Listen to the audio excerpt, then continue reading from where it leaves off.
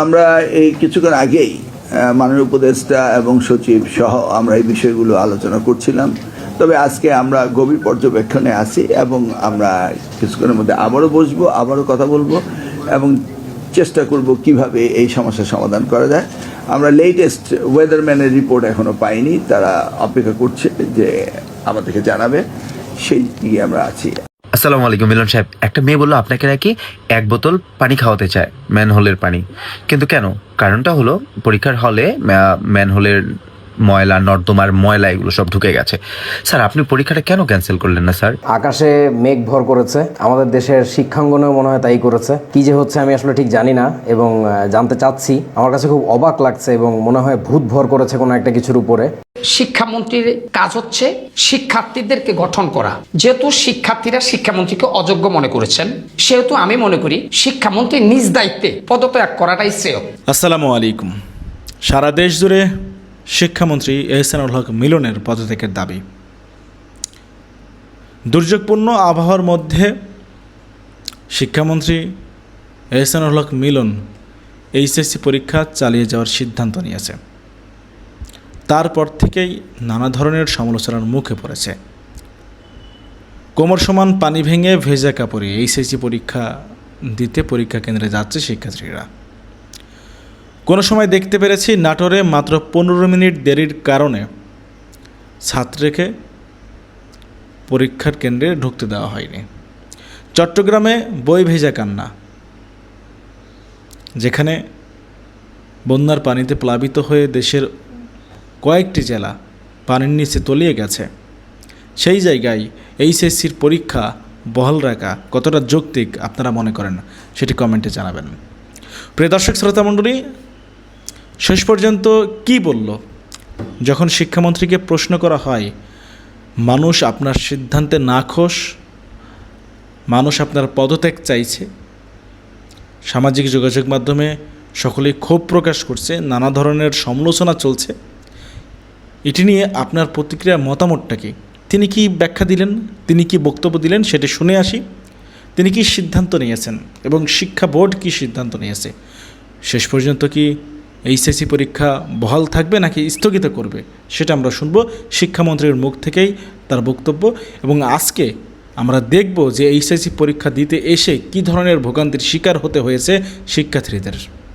আমরা এই কিছুক্ষণ আগেই মাননীয় উপদেষ্টা এবং সচিব সহ আমরা এই বিষয়গুলো আলোচনা করছিলাম যে ঢাকার ভারী বৃষ্টি বর্ষণ দেখে মূলত গতকালকে আমরা সিদ্ধান্ত নিয়েছি 64 জেলার ডিসি এবং বোর্ডের চেয়ারম্যানদের সাথে কথা বলে কোথায় কি হচ্ছে না হচ্ছে সেগুলি মনিটরিং করেই আমরা পরীক্ষা নেওয়া না নেওয়ার সিদ্ধান্তগুলো নিচ্ছি। এইভাবেই আমরা আপডেট করছি এবং যে সমস্ত পরীক্ষাগুলি পিছিয়ে যাবে সেই পরীক্ষাগুলি আমরা নেওয়ারও ব্যবস্থা করেছি। তবে আজকে আমরা গভীর পর্যবেক্ষণে আছি এবং আমরা কিছুক্ষণের মধ্যে আবারও বসবো, আবারও কথা বলবো এবং চেষ্টা করব কিভাবে এই সমস্যার সমাধান করা যায়। আমরা লেটেস্ট ওয়েদারম্যানের রিপোর্ট এখনো পাইনি, তারা অপেক্ষা করছে যে আমাদেরকে জানাবে, সেই দিকে আমরা আছি। আর আপনি যেটা বললেন চরফ্যাশনের যে পরীক্ষা হলে যে ঘটনাটি ঘটেছে, এই ঘটনাটির জন্য গতকাল রাত্রে মামলা হয়েছে এবং এটাকে আমরা এখনো কারোর নাম দিয়ে মামলা হয়নি। আমরা যে ভিডিও ক্লিপ রয়েছে সেখান থেকে পয়েন্ট আউট করা হবে কারা কারা সেখানে ইনভলভ ছিল, কি কি করেছে, সেটা আমরা ব্যবস্থা নিচ্ছি। সেই জন্যই তো ক্লোজ সার্কিট ক্যামেরা, সেই জন্যই তো আমি 2001 সালে ভিডিও ভাড়া করে তখন করতাম, তখন তো মোবাইলে ভিডিও ছিল না। অর্থাৎ যারা ক্রাইম করবে তাদেরকে আইডেন্টিফাই করা হবে এবং আফটার এক্সাম আমরা তাদেরকে সাজার ব্যবস্থা করব। সেই সাথে আরেকটি হয়েছে, আপনি সেটা দেবিদ্বরে এক শিক্ষক, সে তার খাতা দেখাচ্ছিল ছাত্রকে দিয়ে, গতকাল রাত্রে 2টার সময় তাকে অ্যারেস্ট করা হয়েছে আর ছাত্রকে খুঁজে বেড়ানো হচ্ছে। তার মানে একটি অপকর্ম আমরা ছাড় দেবো না, প্রত্যেকটি আমরা মনিটরিং করছি এবং আমরা আবার বলছি আপনাদের সহযোগিতা চাই।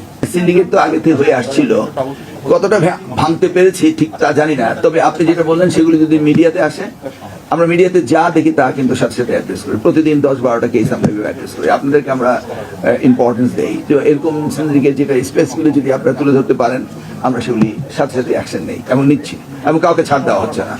আমরা কোনো নেপোটিজম ফেভারিজমে বিশ্বাসী না এবং সিন্ডিকেট আমাদের সময় থাকবে না, এটাই আমরা জানি। সেই পলিসি নিয়ে কাজ করছি, আপনারা আরো এগুলি প্রকাশ করবে।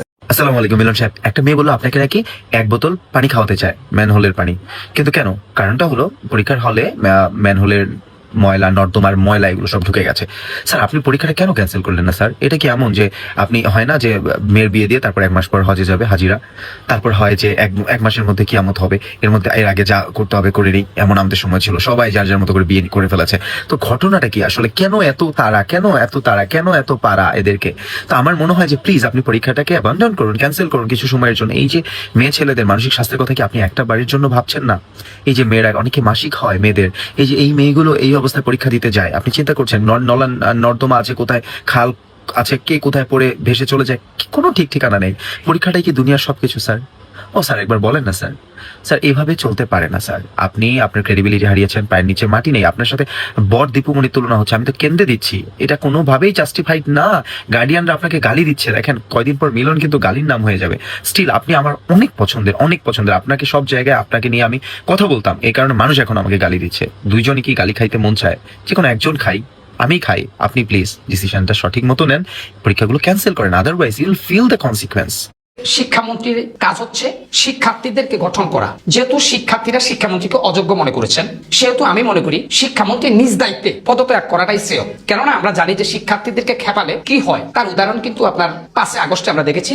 কত বড় একটি শাসক, 17 বছরের একটি স্বৈর শাসক শেখ হাসিনা কিন্তু এই শিক্ষার্থীদের আন্দোলনের তোপে কিন্তু তিনি লেজ গুটিয়ে পালিয়ে যেতে বাধ্য হয়েছেন। আজকে শিক্ষামন্ত্রীর পদত্যাগ যেহেতু দাবি করেছেন শিক্ষার্থীরাই আগামী দিনে রাষ্ট্র গঠন করার যে কারিগর হচ্ছে শিক্ষার্থীরা। সেই কোমলমতে শিক্ষার্থীরা কেন রাস্তায় নেমে আসবেন? আমার মতে শিক্ষামন্ত্রী শিক্ষার্থীদের দাবি প্রতি সম্মান প্রদর্শন করে তিনি অযোগ্য মনে করে নিজেকে এখনই তিনি পদত্যাগের ঘোষণা দেওয়াটাই সবচেয়ে বুদ্ধিমানের কাজ। আর যদি শিক্ষামন্ত্রী পদত্যাগ না করেন তাহলে সরকার কিন্তু বিব্রত হবে, দেশের জনগণ কষ্ট পাবে, শিক্ষার্থীরা রাস্তায় নামবে, রাস্তা অবরোধ করবে, এবং কি দেশের মধ্যে একটি অনাকাঙ্ক্ষিত ঘটনা কিন্তু ঘটার একটা আশঙ্কা তৈরি হবে, সেখানে তৃতীয় ব্যক্তি সুযোগ নিতে পারেন। অতএব আমি মনে করি শিক্ষামন্ত্রী যিনি রয়েছেন উনাকে আমি স্মরণ করিয়ে দিতে চাই যে ইউরোপ এবং আমেরিকা সাধারণ কোন জনগণ যদি কোনো মন্ত্রীর পদত্যাগ দাবি করে, তারা হাসতে হাসতে পদত্যাগে পত্র প্রধানমন্ত্রীর নিকট তারা জমা দেন। বাংলাদেশ এমন একটা রাষ্ট্র, একবার যে ক্ষমতার চেয়ারে বসে তাকে সুতা দিয়া ফিটাইলেও সে পদত্যাগ করে না। 1971-এর পরে বহু সরকার ক্ষমতায় এসেছেন, ক্ষমতা থেকে চলে গিয়েছেন, কিন্তু অনেক মন্ত্রীর পদত্যাগের দাবিতে গোলা বারুদের মতো রাজপথ উত্তপ্ত হয়েছে, তারপরে তারা বেহাইয়ার মতো বলছে যে না আমি যোগ্য। এটা অত্যন্ত হাস্যকর বিষয়। বর্তমান যিনি শিক্ষামন্ত্রী রয়েছেন উনার অদ্ভুত আচরণ, উনার আকস্মিক আচরণে শিক্ষার্থীরা একেবারে ক্ষোভে পেটে পড়েছেন। এই মুহূর্তে আগুন যেহেতু ধরে গেছে, আগুনের মধ্যে পানি ডালাটা সকলের প্রয়োজন। শিক্ষামন্ত্রী সাহেব, আপনি আগুনের মধ্যে পেট্রোল ঢেলে দিয়ে আগুনকে আরো চূড়ালো করবেন না। এখনো সময় আছে, সরকার যাতে বিব্রত না হয় সেই বৃহৎ স্বার্থ বিবেচনা করে শিক্ষামন্ত্রীর এখনই পদত্যাগ করাটা শ্রেয় বলে সাধারণ দেশের একজন নাগরিক হিসেবে আমি মনে করি। কোমলমতি শিক্ষার্থীদের ভবিষ্যৎ চিন্তা করে তারা যেন রাস্তায় না নামে ক্লাসে ফিরে যায়, কারণ শিক্ষার্থীদের সামনে পরীক্ষা। একটা মিনিট তাদের কাছে অনেক মূল্যবান, তাদের এই মূল্যবান সময় যেন আপনার কারণে নষ্ট না হয় সেদিকে সজাগ দৃষ্টি রেখে সসম্মানে আপনার পদত্যাগের মধ্য দিয়ে শিক্ষা এবং ক্যাম্পাস যাতে একটি শান্তি শৃঙ্খলা বজায় থাকে সেই আশা আপনার কাছে আমরা করি। আর যদি আপনি পদত্যাগ না করেন, শিক্ষামন্ত্রী যদি আপনি ঘাটতারামি করে বসে থাকেন যে না আমি যোগ্য, সারা বাংলাদেশের সবাই বললো আমি চেয়ার ছাড়বো না, তাহলে এটা শেখ হাসিনার কথাটা আপনাকে আমি স্মরণ করিয়ে দিতে চাই। আপনি শেখ হাসিনার সাথে বড় কিছু হয়ে যান নাই শিক্ষামন্ত্রী। আপনি মনে রাখবেন জনরোষের শিকার হয়ে পদত্যাগ তো করবেনই একটা সময়, যখন আপনার আন্দোলনটা চাঙ্গা হয়ে যাবে, একদম গোলা বারুদের মতো বিস্ফোরণ, এবং পাশাপাশি যেন সরকারকে আপনি বিপদে না ফেলেন। শেখ হাসিনাও কিন্তু ভুল করেছে, শিক্ষার্থীদের মনোমস্তিষ্ক না বুঝে ওবায়দুল কাদেরের মতো একজন লোককে দিয়ে তিনি কিন্তু এই আন্দোলনকে পিছন থেকে উস্কানি দিয়ে এত বড় করেছেন। আশা করি আপনি বর্তমান সরকার ক্ষমতা এসেছে এখনো 6 মাস হয়নি, এই সরকারকে আপনি বিব্রত করে আপনি বিপদে ফেলবেন না। আপনার শুভ বুদ্ধির যেন উদয় হয় সেই প্রত্যাশা ব্যক্ত করতে চায় বাংলার জনগণ। শিক্ষামন্ত্রী সহ আগামী দিনে যেই সব মন্ত্রীর বিরুদ্ধে পদত্যাগের দাবি জনগণ তুলবে, আমার বিশ্বাস 5 আগস্ট পরবর্তী স্বাধীন বাংলাদেশে সেই মন্ত্রীর পদত্যাগ করা উচিত জনগণের পালস বুঝে, আর না হলে দেশটা সর্বনাশ হয়ে যেতে পারে। পরীক্ষায় 15 মিনিট লেট করে যাওয়ায় কেন্দ্রেই ঢুকতে দিল না এই শিক্ষার্থীকে দায়িত্বরত কর্তব্যরত শিক্ষকেরা। এখন তারা কারা? তারা কি জীবনে শিক্ষার্থী ছিল? এই যে ছেলেটা বলতাছে বৃষ্টির কারণে মাত্র 15 মিনিট লেট করেছি, আমাকে ঢুকতেই দিল না। ছেলেটার বাবা মারা গেছে, তার গ্রামবাসী কাকারা তার পড়াশোনার খরচ যোগায়। তো এই ছেলেটা বলতাছে আমাকে এই যে একটা বছর পরীক্ষা দিতে দিল না, তাহলে আমার এই 1 বছরের খরচ কে বহন করবে? না না, এই যে এই নিয়মটা করছে কে? বড়ই জানতে ইচ্ছে করে। পরীক্ষায় 10-15 মিনিট লেট হলে এই যে কেন্দ্রের মধ্যে ঢুকতে দেয় না কর্তব্যরত শিক্ষকেরা, গার্ডেরা যাই বলেন, এই নিয়মটা আসলে করছে কে? কেউ কি ইচ্ছা করে লেট করে? আপনারা জানেন দেশের মধ্যে ঘন বৃষ্টিপাত হইতেছে, রাস্তাঘাটের অবস্থা খুবই খারাপ, মানুষ পোলাপান একটু লেট করবে, এটাই স্বাভাবিক। রাস্তাঘাটে ঠিক মতো গাড়ি পাওয়া যাচ্ছে না, রাস্তাঘাট নষ্ট হয়ে আছে। ঘটনাটা ঘটছে হলো নাটোরে বোধহয়, না ঘটনাটা ঘটছে নাটোরে। 15 মিনিট লেট করায় এই শিক্ষার্থীকে কেন্দ্রেই ঢুকতে দেয় নাই। ছেলেটা বলতেছে আমি অসহায়, আমার বাবা মারা গেছে, আমার প্রতিবেশী আমার পড়াশোনার খরচ যোগায়, এই যে একটা বছর লস গেল এই খরচটা আমাকে কে দিবে? মাননীয় প্রধানমন্ত্রীর কাছে আমার একটা অনুরোধ, এই নিয়মটা আল্লাহর রাস্তায় উঠায় দিবেন। এই যে 15 মিনিট 10-15 মিনিট লেট হলে কেন্দ্রে ঢুকতে দেয় না, এই নিয়মটা করার আমি কোনো মানেই দেখি না। একজন শিক্ষার্থী একজন ছাত্র কখনো ইচ্ছা কইরা পরীক্ষার হলে লেট করে যায় না, সে তার নিজের লস কইরা নিজের ক্ষতি করে লেট করবে। এই নিয়মটা করছে কে? আনফরচুনেটলি দুর্ভাগ্যবশত যদি লেট হয়ে যায় তাদেরকে আবার কেন্দ্রে ঢুকতে দেয় না। বড়ই কষ্টকর বিষয় এটা। আমি চাই এই ছেলেকে নতুন করে পরীক্ষা দেওয়ার সুযোগ দেওয়া হোক। প্রিয় বন্ধুরা, আপনারা যদি আমার সঙ্গে একমত থাকেন ভিডিওটা শেয়ার করে ছড়িয়ে দিবেন, যাতে করে এই ছেলেটাকে ওকে পরীক্ষার সুযোগ যেন দেওয়া হয়, ওর যেন একটা বছর লস না হয়। গতকাল যে সারাদিন বৃষ্টি ছিল, ওনার তো এজ এ হিউম্যান বিং এতটুকু ডিসিশন নেওয়া উচিত ছিল যে আজকে এক্সামটা পোস্টপোন করবে, বাট উনি এটা করেন। একদম এন্ড অফ দ্য মোমেন্ট সন্ধ্যার পরে কেউ ডিসিশন দিতে আর আমাদের মেন্টালি আমরা প্রিপেয়ার ছিলাম। কিন্তু আজকের ফিজিক্স প্রশ্ন দেখে মনে হয় যে শিক্ষার্থীদের মেধা যাচাই নয়, বরং তাদের সাজা দেওয়ার জন্য একটা প্রতিযোগিতা চলছে। 1.5 ঘন্টার বৃষ্টিতে যদি পরীক্ষা কক্ষে নর্দমার পানি ঢুকে পড়ে, তবে একই জলবায়ু সংকটের মুখোমুখি হওয়া সত্ত্বেও চট্টগ্রাম বাদে বাকি জেলার পরীক্ষাগুলো পেছানো হয়। কেন বাকি জেলার পরীক্ষার্থীদেরকে এই বৈরী আবহাওয়ার মধ্যে ঠেলে দেওয়া হচ্ছে? আমাদের শিক্ষা ব্যবস্থার মূল টার্গেট হওয়া উচিত একটা স্ট্যান্ডার্ড প্রশ্নে পরীক্ষা নিয়ে শিক্ষার্থীদের প্রকৃত মেধার মূল্যায়ন করা। তার একটা কথা বলবো, সে আমেরিকান নিয়মে বাংলাদেশ করতেছে না, সে হচ্ছে গার্ডিয়ান নিয়মে বাংলাদেশ করতেছে না। তাকে মানসিকভাবে ভেঙে চুরমার করে দেবে না, বা তাকে শুধুই আটকানোর জন্য প্রশ্ন করবে না। একদিকে কঠিন প্রশ্ন আর পাশের হাড়ের তলানিতে গিয়ে থেকে যাওয়া মানসিক যন্ত্রণা, অন্যদিকে নোংরা পানিতে ডুবে থাকা পরীক্ষার হলে বসার বাধ্যবাধকতা শিক্ষার্থীদের উপর দিয়ে যেন এক দ্বিমুখী ঝড় বয়ে যাচ্ছে। এইচএসসি 26-এর আজকে পদার্থবিজ্ঞান পরীক্ষার শেষে হল থেকে বের হওয়া শিক্ষার্থীদের চোখে মুখে ছিল শুধুই হতাশার ছাপ। যে প্রশ্নের মুখোমুখি তারা আজ হয়েছে তা এক কথায় অনাকাঙ্ক্ষিত ও অত্যন্ত কঠিন, অথচ বাইরেই তখন চলছে প্রকৃতির অন্যরকম এক নিষ্ঠুর খেলা। একদিকে দেশের বিস্তীর্ণ অঞ্চল আজ বন্যার পানিতে ভাসছে, আর অন্যদিকে জীবনের সবচেয়ে গুরুত্বপূর্ণ পরীক্ষাটি দেওয়ার জন্য আজকে অনেক শিক্ষার্থীকে বুক সমান পানির তোড় ঠেলে, এমনকি কোথাও কোথাও বন্যার পানি ঠেলে কেন্দ্রে পৌঁছাতে হয়েছে। এমন চরম বৈরী আবহাওয়া আর প্রতিকূলতার সাথে যুদ্ধ করে পরীক্ষা দিতে এসে যখন তারা এই স্তরের জটিল প্রশ্নের সম্মুখীন হয়, তখন তাদের মনের উপর দিয়ে কি দখল যায়, এটা কি সংশ্লিষ্ট মন্ত্রণালয় ভেবে দেখেছে কখনো? প্রথম আলো একটা রিপোর্টে 1.5 ঘন্টার বৃষ্টিতে যেখানে আস্ত একটা শহর পানির নিচে তলিয়ে যায়, সেখানে সবচেয়ে দুর্ভাগ্যজনক চিত্রটা দেখা গেছে কুমিল্লার এক পরীক্ষার হলে। নর্দমার নোংরা পানির ভেতরে বসার বেঞ্চে পা তুলে পরীক্ষা দিতে বাধ্য হচ্ছে শিক্ষার্থীরা। অথচ এই চরম প্রতিকূলতার মধ্যেও শিক্ষা বোর্ডগুলোর পরীক্ষা পেছানোর কোনো লক্ষণ নাই। বিগত বছরগুলোতে আমরা দেখেছি বন্যার কারণে সিলেটে পরীক্ষা স্থগিত করা হয়েছিল, আর এই বছর অতিবৃষ্টি ও বন্যার কারণে স্থগিত করা হয়েছে চট্টগ্রাম সহ পার্বত্য অঞ্চলের 5টা জেলার পরীক্ষা। কিন্তু বৈশ্বিক জলবায়ু পরিবর্তনের কারণে আজ ঢাকা থেকে শুরু করে দেশের প্রতিটা জেলায় মারাত্মকভাবে ক্ষতিগ্রস্ত। 1.5 ঘন্টার বৃষ্টিতে যদি পরীক্ষা কক্ষে নর্দমার পানি ঢুকে পড়ে, তবে একই জলবায়ু সংকটের মুখোমুখি হওয়া সত্ত্বেও চট্টগ্রাম বাদে বাকি জেলার পরীক্ষা কেন পেছানো হয়নি? কেন বাকি জেলার পরীক্ষার্থীদেরকে এই বৈরী আবহাওয়ার মধ্যে ঠেলে দেওয়া হচ্ছে? এমনিতেই কুমিল্লা বোর্ডের শিক্ষার্থীদের একটা অলিখিত ক্ষোভ সবসময়ই থাকে যে এই বোর্ডের প্রশ্ন অন্য সব বোর্ডের চেয়ে তুলনামূলকভাবে কঠিন হয়। যেখানে 2021 সালে পাশের হার ছিল 97% উপরে, সেখানে 2025 সালে এই বোর্ডে পাশের হার নেমে এসেছে মাত্র 48.86%, যা গত 5 বছরের মধ্যে সর্বনিম্ন। ফিরে আসি প্রশ্নের মান এবং জটিল বিষয়টা নিয়ে। চলুন আবার কথা বলা যাক প্রশ্নের মান ও জটিলতার বিষয়টা নিয়ে। অবশ্য শিক্ষা বোর্ডের দৃষ্টিকোণ থেকে যদি আমরা এটা চিন্তা করি, প্রশ্ন কিছুটা বিশ্লেষণধর্মী হওয়া জরুরি, কারণ আন্তর্জাতিক মানদণ্ড ধরে রাখতে হবে তাদেরকে। এই যুক্তি আমরা কিছুটা মেনে নিচ্ছি। আমাদের শিক্ষা ব্যবস্থার মূল টার্গেট হওয়া উচিত একটা স্ট্যান্ডার্ড প্রশ্নে পরীক্ষা নিয়ে শিক্ষার্থীদের প্রকৃত মেধার মূল্যায়ন করা। প্রশ্ন এমন হওয়া উচিত যা একজন শিক্ষার্থীর পড়ার গভীরতা মাপবে, কিন্তু তাকে মানসিকভাবে ভেঙে চুরমার করে দেবে না, বা তাকে শুধুই আটকানোর জন্য প্রশ্ন করবে না। কিন্তু আজকের ফিজিক্স প্রশ্ন দেখে মনে হয়েছে শিক্ষার্থীদের মেধা যাচাই নয়, বরং তাদের সাজা দেওয়ার জন্য একটা প্রতিযোগিতা চলছে। একদিকে কঠিন প্রশ্ন আর পাশের হাড়ের তলানিতে গিয়ে ঠেকে যাওয়া মানসিক যন্ত্রণা, অন্যদিকে নোংরা পানিতে ডুবে থাকা পরীক্ষার হলে বসার বাধ্যবাধকতা শিক্ষার্থীদের উপর দিয়ে যেন এক দ্বিমুখী ঝড় বয়ে যাচ্ছে। দুর্যোগ তো সবার জন্যই সমান, তাহলে পরীক্ষা স্থগিতের সিদ্ধান্তে কেন সবার জন্য এক হবে না?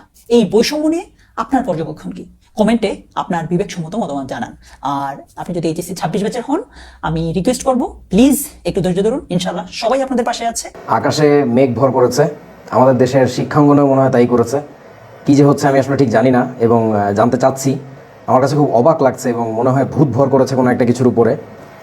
একটা জিনিস হচ্ছে, আমাকে যখন কোনো স্টুডেন্ট বা কেউ জিজ্ঞাসা করে যে আপনার প্রিয় বই কোনটা, প্রিয় লেখক কে, প্রিয় সিনেমা কোনটা, প্রিয় গান কোনগুলো বা কোনটা, আমি সবসময় একটা কথা বলি যে আমার একক কোনো বই, একক কোনো সিঙ্গারের গান এগুলো ভালো লাগে না। আমি একটা মিশেল টাইপের মানুষ। আমার কাছে কিছু রবীন্দ্রসঙ্গীতও ভালো লাগে, আমার কাছে কিছু নজরুল গীতিও ভালো লাগে, আবার কিছু রক মেটালও ভালো লাগে। মানে আমার মধ্যে একটা কম্বিনেশন আছে আর কি। সো মানে এই কারণে আমি মোটা দাগে কোনো কিছুকে ফেলে দিই না বা মোটা দাগে কোনো কিছুকে ধরে বসি না আর কি। তো দেখেন এই যে বর্তমানে আমাদের যে সরকার দলীয় লোকজন, তাদেরকে কি আমার পছন্দ? আমার প্রোফাইল যারা ফলো করেন তারা ভালো করেই বোঝেন যে I don't like them actually. But এই সরকার দলীয় লোকদের মধ্যে যদি আমি একজন লোককে পছন্দ করে থাকি, তিনি কিন্তু তারেক রহমান নন।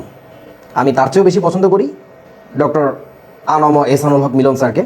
এটা যারা জানেন তাদের ভালো করেই জানার কথা। আমি সেই 24-এর আন্দোলনের পর থেকেই আমি ওনার কথা বারবার বলে আসছি, কারণ আমার ক্ষেত্রে ব্যাপারটা হচ্ছে অনেকটা ওই যে কুমিরের খাঁচকাটা ব্যাপারটার মতো। যে কোনো কিছুর গোড়াটা আমি কথা বলতে বলতে ওই যে শিক্ষা ব্যবস্থার মধ্যে চলে যাই। সো শিক্ষা ব্যবস্থা ভালো ছিল, ভালো করছে কে? মিলন স্যার করছে। ধ্বংস করছে কে? ওই নাহিদ টাকলা আর হচ্ছে দীপুমণি। তো আমার কথা সব ওদিকেই চলে যায়। আমি সেই আমল থেকেই বলে আসি স্যারের কথা। এখন আমার কাছে মনে হচ্ছে কেন জানি এখানে খুব ভালো একটা মানে কিচেন ক্যাবিনেটের কাটাকাটি চলতেছে। ওই যে কিছুদিন আগে আমরা যে শুনছিলাম না, মাসখানেক আগে, যে অন্তর্বর্তীকালীন সরকারের সময় একটা আলাদা ক্যাবিনেট ছিল যেটাকে নাম দেওয়া হয়েছিল কিচেন ক্যাবিনেট, যে কিচেনের মধ্যে আলাদা একটা সলা পরামর্শ করে কিছু একটা চাপায় দেওয়া হয়। ওইটাই আসলে ওই সবাই পুতুলের মতো সবার সামনে এসে বলতো। তো ব্যাকগ্রাউন্ডের কাহিনী তো আমরা জানতাম না, আমরা যেমন জানছি অনেক পরে। এই বর্তমানে বাংলাদেশের শিক্ষা ব্যবস্থার মধ্যে আমার কাছে মনে হচ্ছে এরকম একটা আলাদা কিচেন ক্যাবিনেট গড়ে উঠছে কিনা, এটা একটু তদন্ত করা দরকার। কারণটা হচ্ছে আমি একটু বুঝাই। মানে আমি একটু শুইছিলাম, মানে আমার মাথা ব্যথা করতেছে, শরীর ভালো না, আবার ত্রাণ দিতে যাবো, সেটার জন্য একটু প্রস্তুতি আছে, অমনি অনেক দিকে তোড়জোড়। সো আমার কাছে কয়েকটা লিঙ্ক আসলে স্টুডেন্টদের মাধ্যমে। সেই জিনিসটা হচ্ছে আমাদের মিনিস্ট্রি অফ এডুকেশন বাংলাদেশের যে পেজ, সেই পেজ থেকে পাওয়া লিঙ্ক আমি একটু আপনাদেরকে দেখাচ্ছি। আমার এখানে ওয়াইফাই সব বন্ধ করে রাখছি, কারণ হচ্ছে বারবার নোটিফিকেশন আসতেছে, তো প্রচুর মেসেজ, প্রচুর আনবিলিভেবল। আমি একটু দেখাই মেসেজটা, তারপর একটু আলোচনা করি আর কি। প্রথমে দেখাবো 18 মিনিট আগে পোস্ট করা একটা পোস্ট আর কি। সো আমি একটু ক্যামেরাটা ফ্লিপ করছি। ওকে, এটা হচ্ছে আমাদের সেই মিনিস্ট্রি অফ এডুকেশনের পেজ। এই যে ভালো করে দেখে নেন ভাই, মিলাই নিয়েন, কোনো সমস্যা নেই। ওকে, সো এইখানে দেখেন এই যে 18 মিনিট আগে পোস্ট করা একটা জিনিস আমরা, সরি কী হইল এটা, আমরা পাচ্ছি এই জিনিসটা। আমি একটু পড়ে দেখাই কি বললো। যে আজ অনুষ্ঠিত উচ্চ মাধ্যমিক এইচএসসি বিজ্ঞান পদার্থবিজ্ঞান পরীক্ষার সৃজনশীল অংশের 6 ও 7 নং প্রশ্ন সম্পর্কে বিভিন্ন মাধ্যমে উত্থাপিত বিষয়ে মাধ্যমিক ও উচ্চ মাধ্যমিক শিক্ষা বোর্ড অবগত রয়েছে না, অবগত তাদেরকে করা হয়েছে।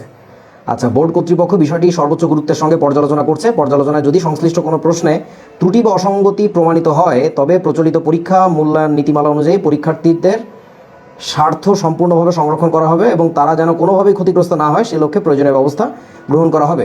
প্রয়োজনে সংশ্লিষ্ট প্রশ্নের জন্য পরীক্ষার্থীদের পূর্ণ নম্বর প্রদান করা হবে। অমুক তমুক। আচ্ছা, ঠিক আছে, okay. So salute, thank you. এটা মনে হয় ইতিহাসের প্রথম আমার জানা মতে, যখন শিক্ষা বোর্ড তাদের ভুল স্বীকার করলো। এখন একটু ওই কিউ করতেছে, ওইটা করে, মানে এটা তো স্মার্ট মানুষজনদের জিনিস না, ম্যানলি মানুষজনদের পরিচালনায় চলে না আমার কাছে মনে হয়।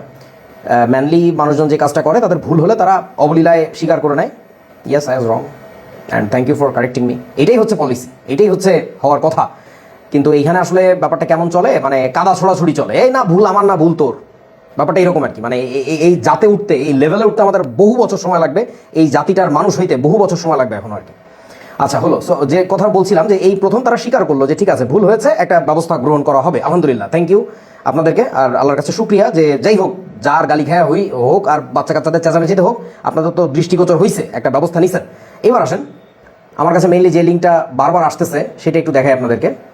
সেটা হচ্ছে 36 মিনিট আগে পোস্ট করা একটা পোস্ট। সো আমি ওটার জন্য আবার ক্যামেরাটা ফ্লিপ করছি। এইটা বাংলাদেশ আন্তঃশিক্ষা বোর্ড সমন্বয় কমিটি। সো একটু ভেবে দেখেন যে সমন্বয়হীনতার দোষ আমাদের দেশে, এই যে সেই সমন্বয়হীনতা, আর কিছুই না, এই যে সেই সমন্বয়হীনতার লোকজনরা।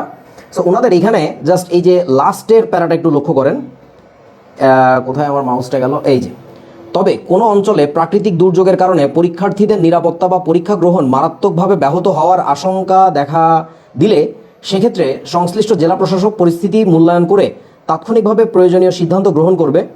আমাদের কাছে শিক্ষার্থীদের জীবন ও নিরাপত্তাই সর্বোচ্চ অধিকার। আল্লাহ, কি সার্কাজম রে ভাই। অনুগ্রহ করে শিক্ষা বোর্ড ও শিক্ষা মন্ত্রণালয়ের সরকারি নির্দেশনা অনুসরণ করুন। বিরূপ আবহাওয়ার কারণে পরীক্ষা কেন্দ্রে যাতায়াতের ক্ষেত্রে পর্যাপ্ত সময় হাতে নিয়ে সতর্কতার সঙ্গে রওনা হওয়ার অনুরোধ জানানো হচ্ছে। শিক্ষার্থীদের নিরাপত্তা নিশ্চিত করে সুষ্ঠু সুন্দর ও নির্বিঘ্নভাবে পরীক্ষা সম্পন্ন করতে সংশ্লিষ্ট সকল কর্তৃপক্ষ সর্বোচ্চ আন্তরিকতা ও দায়িত্বশীলতার সঙ্গে কাজ করে যাচ্ছে। সকলের সহযোগিতা ও আন্তরিক সমর্থনের জন্য ধন্যবাদ। আমি লিঙ্ক দুইটা দিয়ে দিচ্ছি পোস্টের, আপনারা একটু যে দেখে নিয়েন, পড়ে নিয়েন যে কি বলেছে তারা, কত জ্ঞানী জ্ঞানী কথাবার্তা।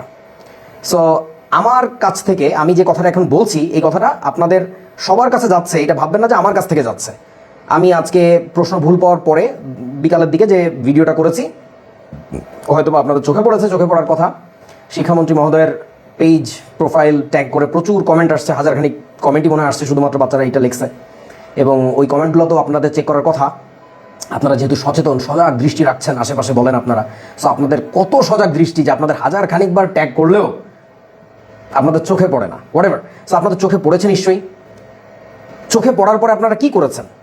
ওইখানে কমেন্ট দেখতে গেলে আপনারা দেখবেন যে বাচ্চা কাচ্চারা আপনাদেরকে কীভাবে গালিগালাজ করছে। সো একটা জিনিস একটু বলে রাখি, আমি প্রথমেই বলেছি আমি বর্তমান সরকার ব্যবস্থার সাথে জড়িত। অধিকাংশ মানুষজনদেরকে আমি পছন্দ না করলেও মিলন স্যারকে কিন্তু আমি পছন্দ করি। এইটা ভাই আমার, আপনি পোস্ট ঘাটেন, আমার ফলোয়ার লিস্টে থাকলে আপনার দেখতে পারার কথা যে আমার মধ্যে ভাই তেলবাজি পাবেন না। আপনি আমার আইসা এখানে দাজ্জাল হইলেও যদি আমার গলায় ছুরি ধরে বলে তুই এটা মিশা কথা বল, ভাই তুই আমার পারবি না, এটা this is not that guy, আলহামদুলিল্লাহ। সো হোয়াটএভার, আমি যেটা বলছিলাম যে ওই কমেন্টগুলো পড়ে দেখেন তো বাচ্চারা কি বলতেছে। সো এই বাচ্চাদেরকে এগুলো বলতে হচ্ছে কেন? মিলন স্যারের মাধ্যমে, মানে মিলন স্যারের অধীনস্থ মন্ত্রণালয় থেকে যেসব নীতি নির্ধারণী ব্যাপার স্যাপার বা দিক নির্দেশনা আসছে, এগুলো কি আসলে মানে যুক্তিযুক্ত নাকি না? আমার কাছে কেন জানি মনে হচ্ছে এটা মানে কিচেন ক্যাবিনেটের কোনো কাজ কিনা। এই যে তথাকথিত সমন্বয় কমিটি নাম দিয়ে যত প্রকার অসমন্বয় করা যায়, সবার আঙ্গুল যেন ওই মিলন স্যারের দিকে যায়। মানে ব্যাপারটা কি এই ধরনের কোনো কুচক্রি ষড়যন্ত্র নাকি? আমি জানি না, আমি বলতে পারবো না। হ্যাঁ, মিলন স্যারের সব কাজ যে আমার পছন্দ হয়েছে ব্যাপারটা তাও না, উনি ক্ষমতা নেওয়ার পর থেকে। যেমন ধরেন এই যে বাচ্চাদেরকে হুদাই লোক দেখানো একটা ব্যাপার, যে স্কুলের বাচ্চাদেরকে ড্রেস দিতে হবে আর রুটি কলা খাওয়াইতে হবে, এ বুলশিট। আমরা প্রচুর মিডিয়া নিউজ দেখছি, সরেজমিনে তদন্ত করে আমরা খবরও পাইছি যে বাচ্চা কাচ্চাদেরকে এগুলো পচা ডিম খাওয়ানো হচ্ছে, পচা কলা দেওয়া হচ্ছে, অনুন্নত খাবারের মান, টিচাররা খাবার চুরি করতেছে। এগুলো একটু জাস্ট ভাই গুগল করেন, সবই পাবেন, এগুলো মিশা কথা না। সো এইগুলো জাস্ট স্রেফ লোক দেখানো ব্যাপার স্যাপার। তারপর আবার প্রতিমন্ত্রী সাহেবকে দেখছি যে ওয়ান টিচার ওয়ান ট্যাব না কি একটা ঘোড়ার ডিম পলিসি নিয়ে আগাচ্ছেন, কি একটা প্রজেক্ট নিয়ে আগাচ্ছেন। এগুলো তো জাস্ট টাকা মারার ধান্দা, আমি অনেকবারই বলছি। সো সব কাজ যে মিলন স্যারের পছন্দ হচ্ছে আমার তা কিন্তু বলছি না, বাট আমার কেন জানি মনে হচ্ছে মানে চারিদিক থেকে মেঘ ঘনিয়ে আসছে কোনো একভাবে। মানে আমাদের দেশে তো সমস্যা হচ্ছে, আমরা তো গভীরে তাকাই না। এই যে তথাকথিত সমন্বয় কমিটি অমুক তমুক নাম দিয়ে যে ঘোড়ার ডিমগুলো বানায় বিভিন্ন তথাকথিত অধ্যাপকদেরকে দিয়ে, মানে এগুলো কি বুলশিট। ইনাদের কোনো কাজ ভ্যালিডেশন নাই, ইনাদের কোনো কাজ যুক্তিযুক্ত আসলেই না। এই যে এখন যে কাজটা করছে, এটা আমি একেবারে ঘৃণা ভরে প্রত্যাখ্যান করছি। এবং আমার প্রত্যাখ্যান করার মানে হচ্ছে আমার পক্ষ থেকে যাচ্ছে ব্যাপারটা এরকম না আর কি। Since I deal with students very closely, আপনাদের মতো না যে ভাব দেখায়, ডাট দেখায়, দূরে বসে থাকা। ওদের ভিতরে আমাদেরকে ঢোকা লাগে, ওদের সাইকোলজি বোঝা লাগে, ওদের সমস্যাগুলো শোনা লাগে। সো আপনাদের মতো ভাই আমরা ওই মানে কপাল গুনে কোনো জিনিস পাই নাই, এটা যোগ্যতা দিয়ে অর্জন করে নিছি, কথা সহজ। তো এখন কথা হচ্ছে যে আমাদের যেহেতু ওদের মধ্যে ঢোকা লাগে, ওদের কথা শোনা লাগে, ওদের ব্যথা জানা লাগে যে সমস্যাটা হচ্ছে কোথায়। আমি যেটা বলছি এটা বুঝে নেন যে এটা বাচ্চাদেরই কথা। বিশ্বাস না হলে জাস্ট একটু চোখ খুলে দেখেন, আল্লাহ আপনাকে যে চোখটা দিছে তার পিছনে একটু মস্তিষ্ক আছে মনে হয়, সেটা একটু ভেবে দেখেন, এটা বাচ্চাদেরই কথা। আমি জানি না ওরা কয়জন আসলে নেক্সট এক্সামটা দিবে বা কিছু, বা মানে তাদের মতামতটা কি। অলরেডি বিভিন্ন কলেজ থেকে অনেক রকমের মানে প্রজ্ঞাপন বা পরিপত্র ছাড়ছে বাচ্চারা। হ্যাঁ, তো এগুলো একটু দেখেন। আর হোয়াটসঅ্যাপ দ্যাট ইজ, মানে প্লিজ মিলন স্যারকে সরাই ফেলার দূরভিসন্ধি করেন না। হ্যাঁ, আমার আর দিতেই মন চাইতেছে না ভাই, টু বি অনেস্ট। কোশ্চেন যা করতেছে মানে আমাদের সাথেই কেন ভাই, মানে আমরা কি অপরাধটা করছি, আমরা কার কি ক্ষতি করছি? 26 ব্যাচ এত একটা হতবাকা ব্যাচ, কখনো প্রতিবাদ করে নাই, কোনো আন্দোলনে যায়ও নাই, কোনো শর্ট সিলেবাস ফুল সিলেবাস এগুলো নিয়ে কিছু আফসোস নাই, কোনো কিছুই নেই, আমরা কিছুই করি নাই। মানে আমরা নিরুপায়। এখন তো দেখি কোশ্চেন যে একটা প্যাটার্ন ওয়াইজ থাকে, যে ধারাবাহিক ভাবে আসে, ভাই কিছুই আসতেছে না। ফিজিক্স ফার্স্ট পেপার একদম কি দিছি ভাই, যারা ভালো স্টুডেন্ট, যারা টপার, তারাও তো হিমশিম খেয়ে যেতেছে। মানে আমার কোশ্চেন একটাই যে আমরা কি দোষ করছি, মানে আমরা কি দোষ করছি, অপরাধটা কি? আমরা হচ্ছে বৃষ্টি বাদলের দিনও হচ্ছে পরীক্ষা দিতে যেতেছি। আমি যেখানে পরীক্ষা দিতে গেছি পুরো বন্ধ, আমার পুরো হাত পা ভিজে গেছে, পা পুরো ভিজে গেছে, প্যান্ট, তারপর জুতার অবস্থাও খারাপ। এমন একটা ব্যাচ যে কখনো হচ্ছে মানে কোনো টুর শব্দ করি নেই। মানে এগুলো মানা যায়? বৃষ্টি বাদলের দিনও পরীক্ষা দিতে যাইতেছি, পুরো বন্যা ভেসে গেছে পুরো। মানে এইসব কি ভাই, মানে আল্লাহ কি এগুলো দেখতেছেন না? মানে আমাদের কোশ্চেনও কঠিন করতেছে। সবকিছু দিয়ে যদি আমাদেরকে যদি সবকিছু দিয়ে ঠেলে দেয় বা সবকিছু যদি একদম কঠিন করে ফেলে, সেক্ষেত্রে আমরা কিভাবে পারবো ভাই? আমাদের তো সার্ভাইভ করা যাচ্ছে না। 25-এর রেজাল্ট যেহেতু খারাপ আসে, তাহলে 26-এর কি সবাই এ প্লাস মনে করে যে এ প্লাস আসবে বা জিপিএ 5 আসবে? এখন তো পাস নিয়ে টানাটানি ভাই, কোশ্চেন এমন করছে। এখন অনেকে বলবে, অনেক অনেক সিনিয়র আছে, ওরা বলবে যে বই পড়ো না, বই না পড়লে কমন আসবে না। ভাই বই পড়লো তো কই ভাই, আমরা কি না পড়ে পরীক্ষা দিতে চাই? না পড়ে কি পরীক্ষা দিতে চাইতেছি? এমন না যে আমার লেখা আপনারা লেখা দেন, তাই না? আমরা পড়ি, বিগত বছর যত প্র্যাকটিস করার মতো টেস্ট পেপার যত করছি, প্যাটার্ন তো ফলো করে না। ওই প্যাটার্নে আসুক, আমি বলছি না যে হুবহু আসুক ভাই, হুবহু আসার দরকার নাই, প্যাটার্নটা আসুক, ওই প্যাটার্নও তো আসতেছে না। তো পড়া যায় লাভ কি? আমার তো মনে হয় যে পড়ালেখা ছেড়ে দিই। মানে আমার এখন কোনো মাথায় কাজ করতেছে না যে এত কষ্ট করতেছি, আল্লাহ তো দেখতেছেই, মানে কষ্টের ফল আল্লাহ হয়তো দিবে কোনো না কোনো মাধ্যমে, কিন্তু এগুলো অমানবিক আচরণ গুলো করতেছে, এগুলো আসলে ঠিক নেই, এগুলো মেনে নিতে পারতেছি না। মানে ট্রমাটাইজ হয়ে গেছে, মনে হইতেছে আমি একটা প্রতিবন্ধী বা আমি একটা নোংরা ছেলে বা নোংরা মানুষ, যে যা ইচ্ছা তাই দিয়ে দিতেছে, যা ইচ্ছা তাই ছাইড়া দিতেছে, যা ইচ্ছা তাই করে যেতেছে, কিন্তু আমরা চুপচাপ বসে থাকি। মানে কোশ্চেন দেখলে মনে হয় যে কান্না করি। কারণ ভাই আমি এ প্লাসের আশা করতাম, ইভেন আমি এ প্লাসের আশা করিও, কিন্তু এখন তো দেখেছে পাস ফেল নিয়ে টানাটানি ভাই। এইসব আমার তো মনে হইতেছে যে আমরা যেটা এখন রেজাল্ট বা পাবো, যেটাই 2 পয়েন্ট আসুক, 3 পয়েন্ট আসুক, 4 পয়েন্ট আসুক, যেটাই পাবো না, যেটাই পাও, ওটাই আমাদের জন্য গোল্ডেন এ প্লাস। কেউ যদি কিছু বলতে আসে না, আত্মীয় স্বজন বা কেউ কিছু পাড়া প্রতিবেশী, পাশে বাসার আন্টি, এইসব যদি কেউ কিছু বলতে আসে, বলবা যে আমি যেটা পাইছি, কোন আমলে পাইছি সেটা একটু দেখবেন, তার মধ্যে আমাদের যেটা আমরা পাইছি ওটাই আমাদের জন্য গোল্ডেন এ প্লাস। কেউ কিছু বলতে আসলে আপনি কথা কম শোনাবো। প্রিয় দর্শক, দেখতে পারলেন, অবশ্যই অবশ্যই আপনাদের মতামত জানাবেন। আপনারা আপনাদের অভিব্যক্তিটা ব্যক্ত করবেন, কি বলতে চান, আসলে কি বলবেন। শিক্ষামন্ত্রী মিলন সাহেব, অনেকেই বলছে তাকে নিয়ে এসে এখানে পরীক্ষার হলে বসানো হোক এবং সে পরীক্ষা দিক। অনেকে অনেক ধরনের কথা বলছে, শিক্ষার্থীরা নানাভাবে ক্ষোভ প্রকাশ করেছে শিক্ষামন্ত্রী এহসানুল হক মিলনের এই সিদ্ধান্ত এবং কর্মকাণ্ডে, আমরা দেখতে পেরেছি। প্রিয় দর্শক, আপনারা কি মনে করছেন? আসলে আজকে নানাভাবে বিতর্কিত এই ব্যক্তিকে কেন এখনও পর্যন্ত শিক্ষামন্ত্রীর পদে বহাল রাখা হয়েছে, সেটিই তো বোধগম্য হচ্ছে না। আসলে কি বলবো, বলার কিছু নাই। আমাদের যে নীতি নির্ধারকগুলো আছে না, তারা কখনো দেশ ও জাতিকে নিয়ে ভাবে না। আর যদি ভাবতো সত্যিকার অর্থেই, তাহলে এরকম হুটহাট অদ্ভুত সব সিদ্ধান্ত নিতে পারতো না। সুশীল সমাজ, সুশীল মহল, তারা এখন কেন চুপ? প্রিয় দর্শক শ্রোতা মণ্ডলী, আপনারা আপনাদের মতামতটা অবশ্যই কমেন্ট করবেন। আমাদের চ্যানেলে নতুন হলে অবশ্যই চ্যানেলটি সাবস্ক্রাইব করে পাশে থাকা বেল বাটনটি ক্লিক করবেন পরবর্তী আপডেট পাওয়ার জন্য, এবং জানাবেন শিক্ষামন্ত্রী এহসানুল হক মিলনের এই পদে থাকা উচিত কি না।